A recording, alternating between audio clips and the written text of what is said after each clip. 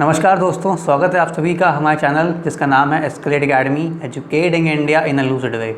मेरा नाम है अमित वर्मा और हम लोग स्ट्रेंथ ऑफ मटेरियल के ऑब्जेक्टिव्स लगा रहे थे जो इंजीनियरिंग सर्विसेज में एग्ज़ाम में आए हुए थे। और मैंने आपको जैसा कि बताया था कि इन क्वेश्चंस के थ्रू हम अपने कंसेप्ट को बिल्डअप करने की कोशिश करेंगे। ठीक है, तो स्ट्रेंथ ऑफ मटेरियल ऐसा सब्जेक्ट है जिसमें आपके कंसेप्ट जो छोटे छोटे कंसेप्ट हैं वो बहुत ही ज़्यादा इंपॉर्टेंट हैं और वो फॉर्मूलेज जो छोटे छोटे आते हैं फर्स्ट चैप्टर के वो भी आपके बहुत ही ज़्यादा इंपॉर्टेंट हैं। ठीक है, तो हमने यहाँ पे फर्स्ट चैप्टर ही आपका लिया हुआ है। इसके बेसिस पे जितने भी ऑब्जेक्टिव क्वेश्चंस हैं वो सभी हम डिस्कस कर रहे थे। हमने 2 सीरीज़ डिस्कस कर ली थी, अब ये हमारी 3rd सीरीज़ है और वो आपके लिए यूपीपीएससी जो एग्ज़ाम आने वाला है 1 नवंबर को जो आयोग द्वारा निर्धारित हुआ है वो उसके लिए बहुत ज़्यादा इंपॉर्टेंट है। और ये जो क्वेश्चंस हम लेकर आए हैं ये आपके यूपीपीएससी के तो इंपॉर्टेंट है ही, और बाकी जो आपके और भी कंपेटिटिव एग्ज़ाम्स होते हैं सिविल इंजीनियरिंग के उनके लिए भी ये बहुत ही ज़्यादा इंपॉर्टेंट हैं। तो आइए स्टार्ट करते हैं concept through IAS objective questions series 3rd। और मैं हूं अमित वर्मा और आप अगर मुझसे कनेक्ट होना चाहते हो तो ये सभी मेरे अकाउंट्स हैं, आप मुझे कहीं भी फॉलो कर सकते हो। तो आइए स्टार्ट करते हैं अपना फर्स्ट क्वेश्चन। और ये क्वेश्चंस जो हैं आईएएस 2015 के हैं और इसके पहले हमने 16 और 17 और 18 पढ़ चुके हैं। अब आईएएस 2015 के क्वेश्चंस हम लोग सॉल्व करेंगे। देखते हैं क्वेश्चन पढ़ते हैं।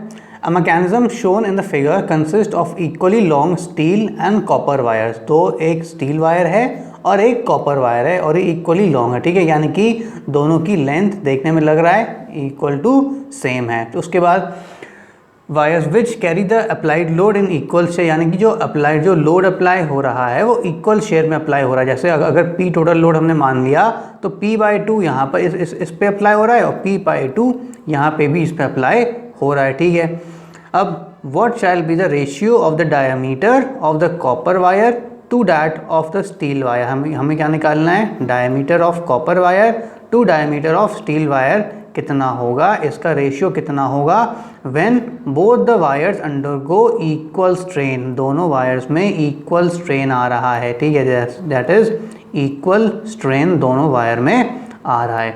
तो सॉल्व करते हैं हम लोग। देखते हैं, सबसे पहले हमें पता है स्ट्रेस, हमने इसके पहले बताया था आपको हुक्स लॉ क्या कहती है, stress directly proportional to strain. तो स्ट्रेस एक प्रोपोर्शनैलिटी हटा equal to E into strain आया। अब स्ट्रेन क्या होता है, this is equal to E into P. ठीक है, तो ई इंटू स्ट्रेन, तो ये आपका हो गया stress is directly proportional to strain. अब जो इलॉन्गेशन होता है, इलॉन्गेशन हम देख लेते हैं क्या होता है। तो अब यहाँ पे देखते हैं हम, तो इक्वल स्ट्रेन। ठीक है, तो P अपॉन AE, तो क्या है सिग्मा अपॉन ई। तो स्ट्रेन क्या हुआ, this is what is strain is equal to what, stress upon E. ठीक है, this is stress in this stress upon E. तो स्ट्रेस क्या हो गया, P upon A into E. तो ये आपका हो गया टोटल स्ट्रेन। ठीक है, अब यहाँ पे दिया हुआ है स्ट्रेन इक्वल है स्टील वायर में भी और कॉपर वायर में भी। तो यानी कि अगर हम इसको डिराइव करें तो कैसे बनेगा, PC upon area of copper wire into modulus of elasticity of copper wire is equal to load carried by steel wire upon area of cross section of steel wire into modulus of elasticity of steel wire. अब क्या देखते हैं, PC is equal to PS हमको दिया हुआ है, equal load है, equal load carry कर रहा है। जैसे मैंने बताया था P is equal to P/2 ये भी कैरी कर रहा है, P/2 ये भी कैरी कर रहा है। तो गिवन है PS बराबर PC और PS बराबर इक्वल है। तो हम कह सकते हैं कि अगर ये तो 2 कैंसिल हो गए, if PS is equal to PC तो AC upon AS is equal to ES upon EC। ठीक है, तो ये हमारा आ गया। अब एरिया, अब क्योंकि सर्कुलर वायर है तो डायमीटर के टर्म्स में लिखें area DC square upon DS square is equal to ES upon EC। ठीक है, तो अब DC अपॉन DS का रेशियो कितना होगा, under root of ES upon EC। ठीक है, EC, तो अब ES अपॉन EC कितना दिया हुआ है हमको, ES अपॉन EC आपको दिया हुआ है, ES की वैल्यू दी हुई है यहाँ पे 200 GPa और EC की वैल्यू दी हुई है 100 GPa। तो वैल्यूज पुट कर देते हैं, अंडर रूट ऑफ ES कितना है 200 अपॉन 100, यानी कि 100 घटा इस will be equal to under root 2, that is EDC upon DS is equal to under root 2 value आ गई। यानी कि द रेशियो ऑफ डायमीटर कितना आया, DC अपॉन DS हमको निकालना था, this comes as under root of 2, hence correct answer is A will be the correct answer for this question. So guys, अगर आपको हमारा वीडियो अच्छा लग रहा है तो प्लीज़ इसको लाइक शेयर सब्सक्राइब करना ना भूलें, चैनल को सब्सक्राइब करना बिल्कुल भी मत भूलें, बेल आइकन दबाएं जिससे कि हमारे जितने भी वीडियोस अपलोड होंगे तो आपको तुरंत उसकी नोटिफिकेशन मिल जाएगी। तो गाइज, आपने इस क्वेश्चन में देखा कि हमने क्या क्या चीज़ें पता चली हमको। पहले तो हुक्स लॉ हमको पता चल गई, this is the Hooke's law, ये हमने सेकेंड जो सीरीज़ थी उसमें भी हमने आपको बताया था। फिर स्ट्रेस क्या होता है ये भी आपको पता चल गया, और स्ट्रेन की का फॉर्मूला इस टर्म में ये भी आपको पता चल गया। तो अब ये देख सकते हैं कि एक क्वेश्चन में से लेकर हमने कितने सारी वैल्यूज़ पता कर ली। ठीक है, तो guys this is the first question. अब बढ़ते हैं अपने अगले क्वेश्चन की ओर। नेक्स्ट क्वेश्चन देखते हैं। For a given elastic material the elastic modulus E is 210 GPa and its Poisson ratio is 0.27। What is the approximate value of modulus of rigidity, यानी कि हमको G की वैल्यू बतानी है, कांस्टेंट कितनी होगी। गाइस, मैंने ये आपको पहले भी बताया था, इसके पहले वाले जो हम लोग सीरीज़ कर रहे थे उसमें बताया था मैंने कि जितने भी ये छोटे छोटे फॉर्मूलेज हैं ये बहुत ही ज़्यादा इंपॉर्टेंट होते हैं आपके एग्जाम पॉइंट ऑफ व्यू के लिए। तो आपको ये इनसे डायरेक्टली क्वेश्चन भी पूछ सकते हैं, या आपको फॉर्मूला दे देंगे, वो फॉर्मूला आपको आइडेंटिफाई करना होगा। ठीक है, तो वो भी आपको डायरेक्टली पूछ देते हैं। तो गाइस, यहाँ पे क्वेश्चन दिया हुआ है, आपको यहाँ पे सॉल्व करना है आंसर। तो अब यहाँ पे हमको E की वैल्यू दी हुई है और पॉइजन रेशियो दिया हुआ है और G की वैल्यू फाइंड आउट करनी है। तो हमको बेसिकली चाहिए G, E और म्यू में रिलेशन। तो क्या रिलेशन होता है, G is equal to E upon twice of 1 plus mu, ये हमारा रिलेशन होता है। और ये हमने कल भी आपको रिलेशन बताया था, बहुत ही ज़्यादा इंपॉर्टेंट है। तो मॉडुलस ऑफ इलास्टिसिटी हमें E कितना दिया हुआ है, 210 दिया हुआ है, 210 E दिया हुआ है, ट्वाइस ऑफ 1 प्लस म्यू दिया हुआ कितना 0.27। ठीक है, इसको गाइस जब आप सॉल्व करोगे तो it will come as 82.67 which is approximately equal to 83, which is approximately equal to 83। ठीक है, GPa, जो कि GPa में आप सॉल्व कर रहे हो तो 83 GPa होगा। हेंस राइट आंसर क्या होगा, B will be the right answer for this question. तो यहाँ पे आपने इस क्वेश्चन में देखा कि आपको एक फॉर्मूला पता चल गया और इस फॉर्मूले के बेसिस पे आपने ये वाला क्वेश्चन सॉल्व कर लिया। तो गाइस, इसके ऑब्जेक्टिव क्वेश्चन इसीलिए बहुत ज़्यादा इंपॉर्टेंट होते हैं क्योंकि इसमें आप एक क्वेश्चन में बहुत सी चीज़ें आपको पता चल जाती हैं। तो आइए अगला क्वेश्चन देखते हैं। What is the ratio of the strain energy in bar X to that in the bar Y when the material of the two bars are the same? जब दोनों मटेरियल के जब दो बार दिए हुए हमको इनका हमको रेशियो निकालना है of the strain energy. Strain energy का रेशियो क्या होगा, ये बार सपोज X है और ये बार आपका Y है। तो स्ट्रेन एनर्जी, कुछ स्ट्रेन एनर्जी इसमें सेव होगी और कुछ स्ट्रेन एनर्जी इसमें सेव होगी। तो हमको इन दोनों का रेशियो निकालना है, that is strain energy stored in bar X upon strain energy stored in bar Y का रेशियो कितना होगा। तो अब सबसे पहले हमको जानना चाहिए स्ट्रेन एनर्जी क्या होती है, क्या उसका फॉर्मूला होता है। और उसमें यहाँ पे क्रॉस सेक्शनल एरिया, पहला वाला बार देखोगे जो X है इसका क्रॉस सेक्शनल एरिया सेम है थ्रू आउट द लेंथ, और यहाँ पे देख सकते हैं कि क्रॉस सेक्शन इसका चेंज हो रहा है थ्रू आउट द लेंथ। पहले आपका एरिया क्रॉस सेक्शन A था, उसके बाद आपका A/2 आ गया। तो अब देखते हैं कैसे सॉल्व करते हैं इसको, देखते हैं। सबसे पहले स्ट्रेन एनर्जी हम देखते हैं क्या है, this is equal to half of P into displacement, यानी कि डिफ्लेक्शन कितना लोड के कारण हो रहा है। तो अब यहाँ पे पहले अगर X बार देखें तो यानी कि strain energy in bar X देख लेते हैं, this will be equal to half of P is the total load into delta. तो टोटल इलॉन्गेशन इस बार का कितना होगा, PL अपॉन AE। ठीक है, ये आपका टोटल इलॉन्गेशन होगा, ये आपका टोटल इलॉन्गेशन होगा और ये आपकी टोटल स्ट्रेन एनर्जी हो गई जो इस बार में स्टोर्ड होगी X में। तो कितना रहेगा, this is equal to P square into L upon twice of AE। तो ये आपकी स्ट्रेन एनर्जी हो गई X बार में। अब स्ट्रेन एनर्जी देखते हैं Y बार में। तो strain energy stored in Y bar कैसे निकालेंगे, this will be equal to half of, अब यहाँ पे देखिए दो अलग अलग क्रॉस सेक्शन है, तो स्ट्रेन एनर्जी इसमें कुछ और स्टोर होगी और इसमें कुछ और स्टोर होगी। तो सबसे पहले हाफ ऑफ टोटल लोड कितना है P इंटू, अब टोटल स्ट्रेन एनर्जी कितनी है देखते हैं, तो अब टोटल स्ट्रेन एनर्जी, अब टोटल इलोंगेशन इस बार में डिफरेंट होगा और इस बार का भी इलोंगेशन डिफरेंट होगा। तो इस बार का इलोंगेशन देख लेते हैं कितना होगा। This will be equal to P L by two upon A into E. पहले इस बार का हो गया, इसका एरिया ऑफ क्रॉस सेक्शन कितना है ए और लेंथ कितनी है एल बाई टू, प्लस अब इस बार का देखते हैं, इस जो छोटा वाला बार इसका कितना दिया हुआ है। This will be equal to P into L by two, इसकी भी लेंथ एल बाई टू है और इसका एरिया कितना होगा A by two is the area और modulus of elasticity will be the same for this bar. ठीक है, तो अब इसको सॉल्व करने पर the strain energy in bar Y आएगी। This will be equal to how much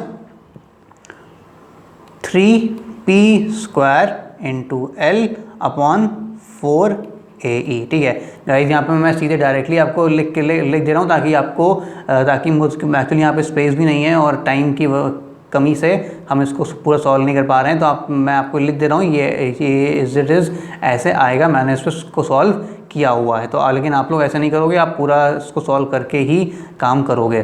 ठीक है, तो ये आ गया strain energy stored in bar Y equal to 3p square into L upon 4AE आपका आ गया। अब रिक्वायर्ड रेशियो हमें क्या है, strain energy in bar X upon strain energy in bar Y चाहिए। तो रिक्वायर्ड रेशियो कितना रहेगा देख लेते हैं। Strain energy in stored in bar x upon strain energy stored in bar y, this will be equal to x में कितना था p square into L upon twice of AE, this upon divided by strain energy in y कितना हो गया thrice of p square into L upon 4AE। ठीक है, तो ये आपका हो गया। अब इसको जब कैंसिल कट आउट करेंगे, AE से AE कटा तो ये कट जाएगा, तो ये आपकी जो वैल्यू आएगी this will come as 2/3। Hence correct answer कि आपका क्या होगा 2/3 will be the correct answer, that is B will be the right answer for this question. अब इस क्वेश्चन में हम देख सकते हैं, आप देख सकते हो कि हमें सबसे पहले तो स्ट्रेन एनर्जी पता चला क्या होता है और किसका क्या फॉर्मूला होता है, कैसे निकालते हैं स्ट्रेन एनर्जी। और सेकेंड चीज़ हमको पता चली कि रॉड में जब भी लोड लगा होगा तो इस लोड के कारण डिफॉर्मेशन कितना आएगा। तो this will be equal to PL upon AE। और अगर चेंज क्रॉस सेक्शनल एरिया है, यानी कि पहला क्रॉस सेक्शन L/2 तक आपका A है और L/2 के बाद चेंज करने के बाद ये A/2 हो रहा है, तो यानी कि पहला आपका इस दोनों को फिर आप इसका भी डिफॉर्मेशन ऐड करोगे और इसका डिफॉर्मेशन फर्स्ट और इसका डिफॉर्मेशन सेकेंड, दोनों को डिफॉर्मेशन जब ऐड कर दोगे तो आपको इस कंप्लीट बार का टोटल डिफॉर्मेशन पता चल जाएगा। तो उस टोटल डिफॉर्मेशन को आप स्ट्रेन एनर्जी के फॉर्मूले में पुटअप करोगे तो यहाँ से आपको strain energy stored in Y पता चल जाएगी। फिर यहाँ पे आप रेशियो निकाल सकते हो। ठीक है, तो करेक्ट आंसर आ गया आपका बी। आइए बढ़ते हैं अपने अगले क्वेश्चन की ओर। Lead as a material used in construction has modulus of elasticity is equal to 15 GPa and K की वैल्यू दे रखी है आपको 50 GPa। What is its Poisson's ratio? आप देख सकते हो हर सीरीज़ में, यानी कि मैंने हर सीरीज़ में अलग अलग साल के क्वेश्चन लिए हैं और हर साल क्वेश्चन में कम से कम एक बार तो ये फॉर्मूला पूछा गया ही है। एक यहाँ पे आप देख सकते हो, यहाँ पे 2 बार एक साल में 2 बार ये फॉर्मूले का इस्तेमाल हो चुका है। तो गाइस ये क्वेश्चंस और ये फॉर्मूले जो हैं हमारे बहुत ही ज़्यादा इंपॉर्टेंट, जो ये रिलेशंस हैं फर्स्ट चैप्टर में सो में ही बहुत ही ज़्यादा इंपॉर्टेंट हैं। तो आइए देखते हैं, हमको चाहिए ई के और म्यू में रिलेशनशिप क्या है। तो देख लेते हैं, K is equal to E upon thrice of 1 minus 2 mu, thrice of 1 minus 2 mu, ये आपकी रिलेशन है ई के ई और म्यू में। ठीक है, हमको पॉइजन रेशियो पता करना है, तो पॉइजन रेशियो देख लेते हैं। 1 minus 2 mu is equal to E upon thrice of K. तो ई की वैल्यू दे रखी है कितनी 15 और थ्राइस ऑफ के कितना दे रखा है हमको 50, यानी कि 3 5 ज़ा 5 10 ज़ा। तो ये आपको बचा, तो यहाँ पे जब आप म्यू की वैल्यू सॉल्व करोगे दिस विल कम एज 0.45, ये आपकी वैल्यू आ गई 0.45। Hence correct answer will B 0.45, that is D will be the correct answer for this question. तो यहाँ पे आप देख सकते हो कि आपको ये जो रिलेशंस हैं बहुत ही ज़्यादा इंपॉर्टेंट हैं। एक ही साल में आपको 2-3 रिलेशन के बारे में पूछ दिया गया है और उन पे बेस छोटे से न्यूमेरिकल्स भी दे दिए गए हैं। तो ये न्यूमेरिकल बहुत ही ज़्यादा इंपॉर्टेंट हैं और आपके अपकमिंग जो SSC लेवल का एग्ज़ाम है उसके लिए भी ये बहुत ही ज़्यादा इंपॉर्टेंट है गाइस। कम से कम एटलीस्ट 2 क्वेश्चन तो इस न्यूमेरिकल से इन रिलेशन से आएंगे ही आएंगे फर्स्ट चैप्टर के सोम से, तो इन रिलेशंस को ज़रूर आप याद रखना, ठीक है। ओके, आइए देखते हैं बढ़ते हैं अपने अगले क्वेश्चन की ओर। तो आइए देखते हैं अपना अगला question. For a block with Young modulus of material being 210 GPa and its Poisson ratio being 0.25, Poisson ratio दे रखा है और यंग मॉडल्स दे रखा है एक ब्लॉक का। फिर when subjected to stress system as shown in the figure, इस तरीके का स्ट्रेस सिस्टम इसमें लगा हुआ है। Then what is the magnitude of the stress sigma for no strain along A B के अलॉन्ग को नो स्ट्रेन आने के लिए सिग्मा की वैल्यू कितनी होगी। तो गाइज हमने सीरीज 2 में पढ़ा था कि जब कभी भी स्ट्रेस लग रहा होता है तो 3 डायरेक्शन होते थे, X direction, Y direction and Z direction. This is X, this is Y, this is Z direction, ठीक है। मान लो सिग्मा लग रहा है एक्स डायरेक्शन और ये लग रहा है सिग्मा वाई डायरेक्शन और ये लग रहा है सिग्मा जेड डायरेक्शन। अब सिग्मा एक्स डायरेक्शन में जो जितना स्ट्रेस लगेगा उसके कारण जो स्ट्रेन आएगा वो हो गया आपका सिग्मा एक्स अपॉन ई, ठीक है। अब जो सिग्मा वाई, अब जो स्ट्रेस लग रहा है सिग्मा वाई यानी कि वाई डायरेक्शन में जो स्ट्रेस लग रहा है उसके कारण जो एक्स डायरेक्शन में परिवर्तन आ रहा है, जो चेंज आ रहा है डायमेंशन में, यानी कि जो स्ट्रेन प्रोड्यूस हो रहा है वो कैसे निकालते थे, वो निकालते थे हम minus mu sigma Y upon E से, इस तरीके से ऐड ऑन करते थे। तो गाइस वही हमको बताना है कि अगर ए बी के अलॉन्ग, जब इसमें क्वेश्चन में दे रखा है ए बी के अलॉन्ग कोई स्ट्रेन नहीं आएगी, यानी कि अगर हम स्ट्रेन ए बी के अलॉन्ग 0 पुट कर देते हैं तो हमारा आंसर पता चल जाएगा, हम क्वेश्चन सॉल्व कर सकते हैं। तो कैसे करेंगे आइए देखते हैं।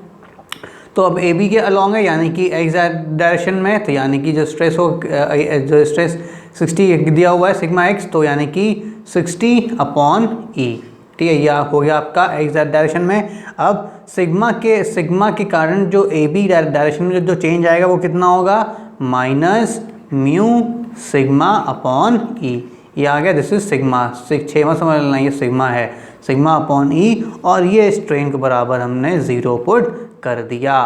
तो 60 अपॉन ई की वैल्यू हमको दे रखी है 210 GPa। तो अगर इसको हम सॉल्व करें तो it will come as 60 upon 210 minus, और म्यू की वैल्यू दे रखी है 0.25 इंटू सिग्मा अपॉन ई की वैल्यू दे रखी है 210, वैल्यू दे रखी है, पुट कर देते हैं, इज इक्वल टू 0।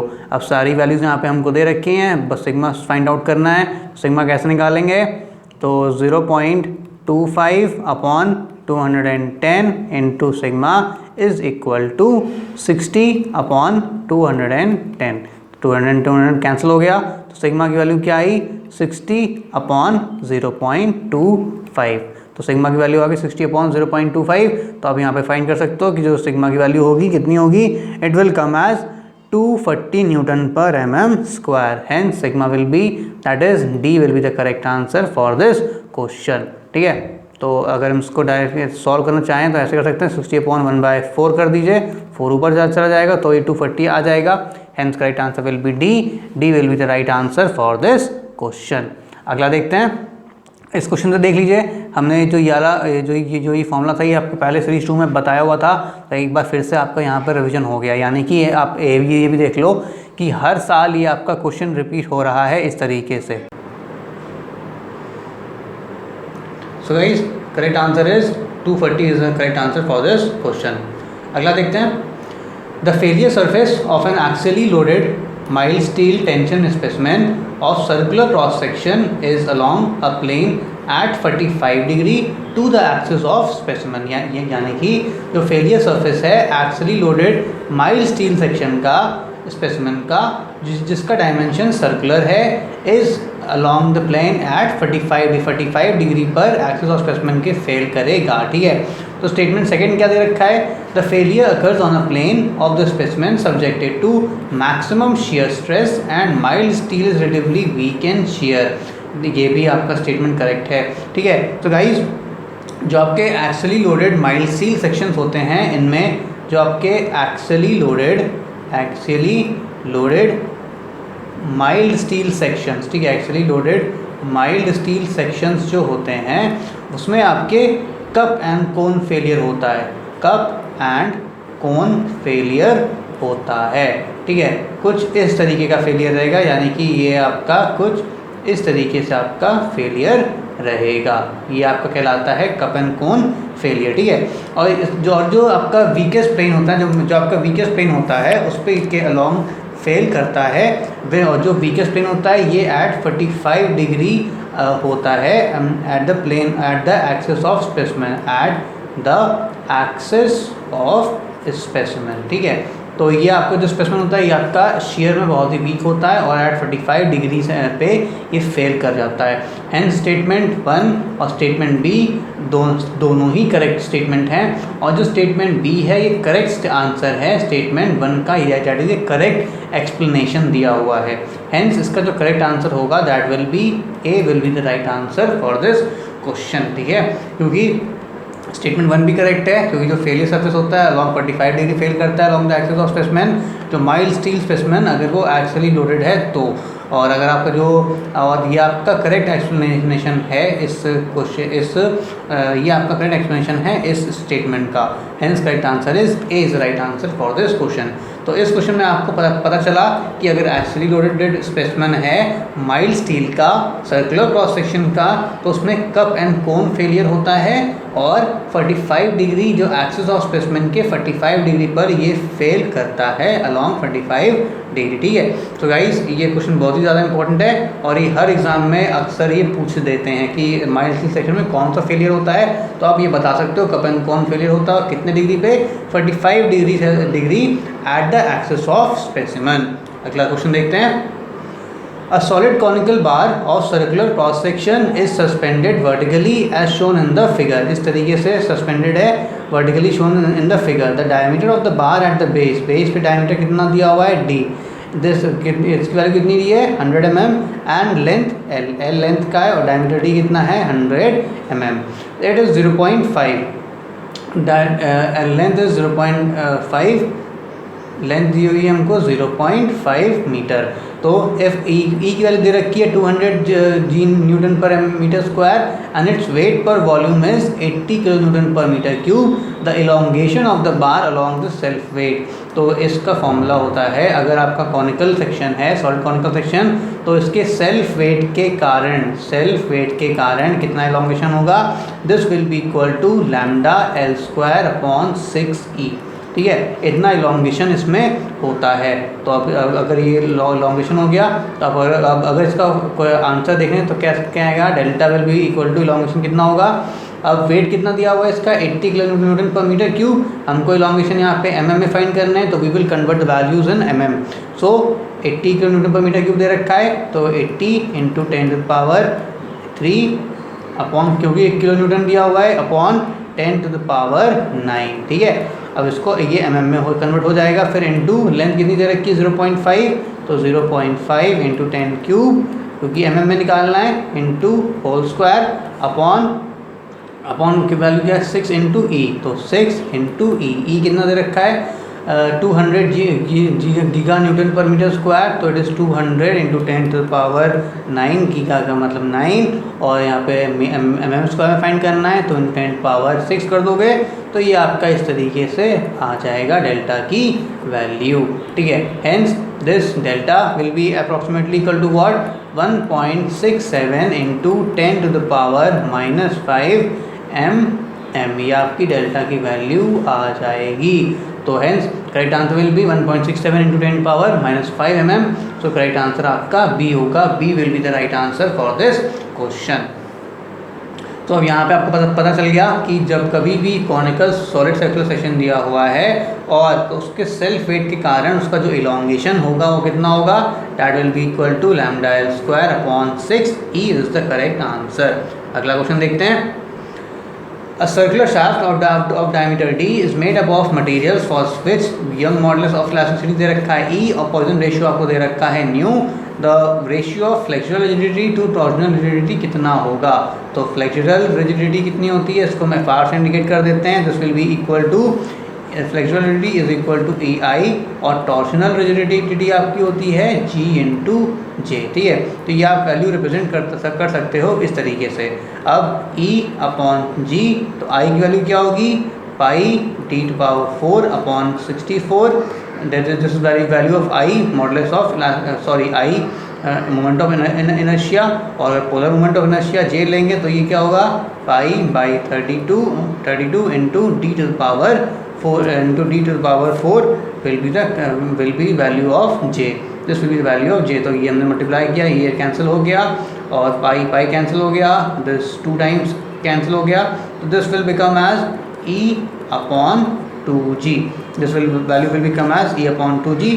अब हमें पता है हमको निकालना था fractional rigidity upon torsional rigidity, तो this will be equal to E upon 2g, और हमको पता है कि g की वैल्यू क्या होती है ई upon twice of 1 plus mu, ये हमारी वैल्यू होती है किसकी g की, तो g की वैल्यू हमने इस पर रिप्लेस करा दी। तो ये सेकेंड इक्वेशन है, replacing second equation in first, ये आपकी हो गई फर्स्ट इक्वेशन। तो इसमें अगर हम रिप्लेस करा देंगे तो वैल्यू क्या बचेगी ई अपॉन ट्वाइस ऑफ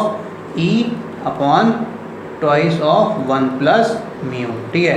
तो ये कटा ये कैंसिल, तो this will be equal to, this will come as 1 plus nu will be the right, ये म्यू की जगह आप न्यू पुट कर सकते हो, तो यहाँ पे आप म्यू की जगह न्यू पुट कर सकते हो, तो hence correct answer will be 1 plus nu, hence C will be the correct option या correct answer for this question. तो यहाँ पे आपको पता चल गया, सबसे पहले आपको पता चला फ्रैक्चरल रिजिडिटी क्या होती है, फिर आपको पता चला टॉर्जनल रिजिडिटी क्या होती है, torsional rigidity is equal to G J और flexural rigidity is equal to E आई।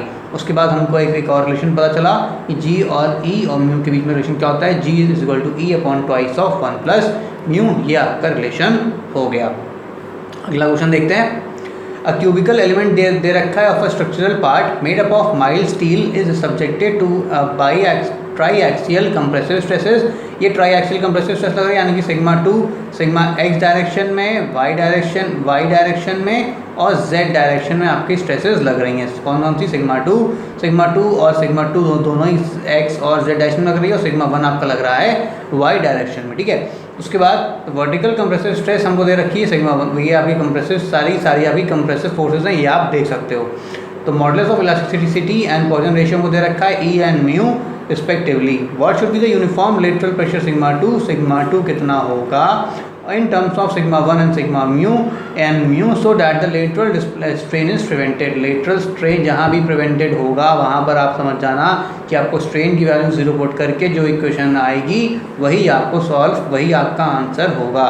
तो यहाँ पे हम बता चुके हैं कि lateral strain में longitudinal जो लोड लगा हुआ है उसका भी इफेक्ट आपको अकाउंट फॉर करना पड़ेगा।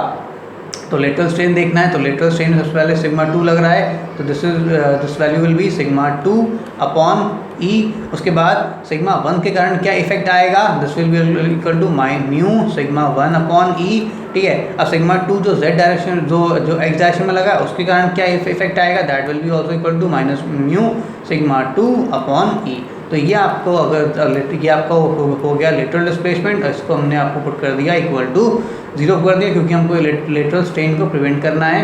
तो this complete value will be the lateral strain, और इस लेटरल स्ट्रेन को हमने इक्वल टू 0 इक्वेट कर दिया, तो हम आराम से इजीली सॉल्व कर सकते हैं इसको। तो देख लिया, इसको देख सकते हैं, सिग्मा 2 हमने कॉमन लिया, sigma 2 upon E 1 minus mu किया, इसको minus mu sigma 1 upon E, this is equal to 0 put कर दिया।